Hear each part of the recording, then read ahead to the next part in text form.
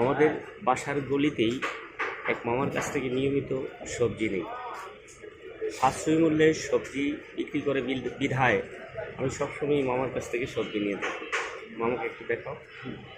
তো মামা সবসময় সাশ্রয়ী মূল্যে সবজি বিক্রি করে থাকে। কাছাকাছি আড়ত থাকাতে মামার সবজির বাজার মূল্য খুবই কম। মামা পেঁপে কত করে? 30 টাকা করে। আজকে আপনাদেরকে সবজির বাজার মূল্য দেখাচ্ছি। আর কই 60 টাকা। এটা অন্যান্য বাজারে 80 টাকা করে বিক্রি করে।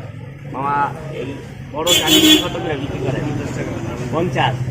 এই জালিশ 60 থেকে 70 টাকা বিক্রি হয় অন্য জায়গায়। আর টমেটো মামা 140 ভালো। 140, বাইরে 160 টাকা করে বিক্রি হয়। ঠিক আছে আমার 120 টাকা। গাজর 120 টাকা। গাজর 150 টাকা করে বিক্রি হয় অন্য জায়গায়।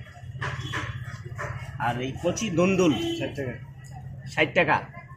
কচি দন্দুল 80 টাকা করে বিক্রি হয় অন্য জায়গায়। আর মিষ্টি কুমড় 40 টাকা কেজি। হ্যাঁ, কেজি 40 টাকা।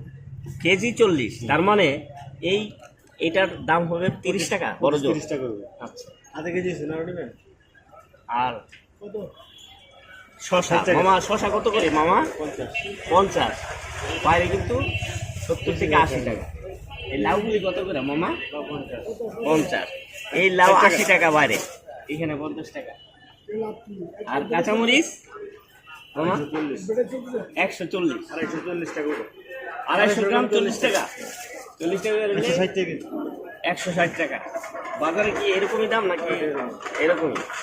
তাহলে আমরা এখান থেকে সাশ্রয়ী মূল্যে সবজি নিতে পারি এবং সন্ধ্যার পরে আমাদের গলিতে আসি।